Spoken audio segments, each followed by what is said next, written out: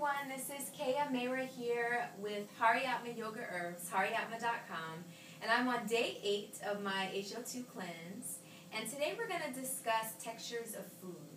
So kale is one of my favorite greens. Kale is packed with nutrients, protein, iron, so many nutrients, but I end up using it in my smoothies, in my juices. I end up putting it in salad. I sometimes feel like I'm going to become a kale leaf.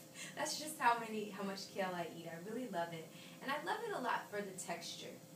So what I do to help make my kale more palatable is I take a little bit of olive oil. And you want to be careful of your oils. You don't want to overdo your oil. So I have a tablespoon here, but I'm only putting half of the tablespoon in here. I'm just drizzling it on. And I'm going to put a dash of Bragg's aminos. You could also use Himalayan sea salt. Put a sprinkle of chipotle and the juice of 1 lemon. So you can see just how quick it can take you to make your own fresh salad dressing and your own fresh kale.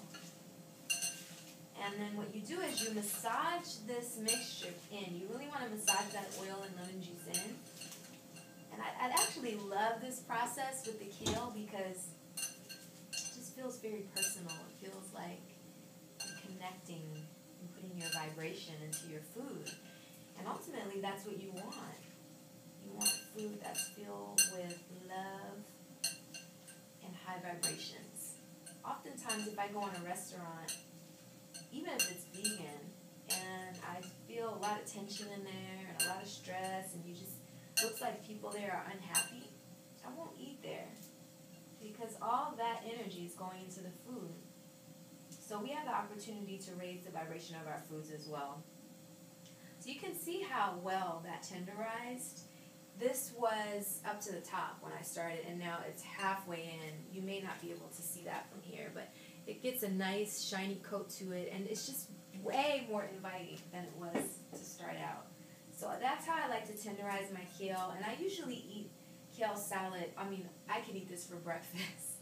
Sometimes I'll mix in quinoa, a little bit of cooked quinoa or a little bit of sprouted quinoa in there is really nice. And then another quick finger food that I use for texture, like in lieu of, say, like French fries, I'll dice up some apples. These are green apples that I've cut up. And you can add a little chipotle. And you can add a little Himalayan sea salt.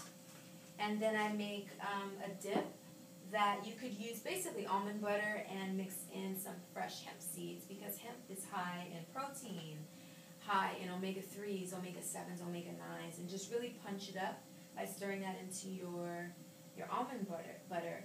I was able to make this almond butter fresh in the Vitamix. That's the benefit of having the Vitamix as well. So these are just a few tips. You'll see me walking around like dipping this in and eating it. And yeah, but I'm not a chef.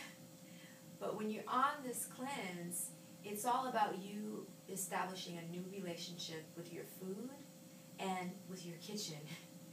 So I want to share so much of that process because it's a big part of the cleanse. It's not just about taking the herbs and, doing your yoga practice and drinking your water.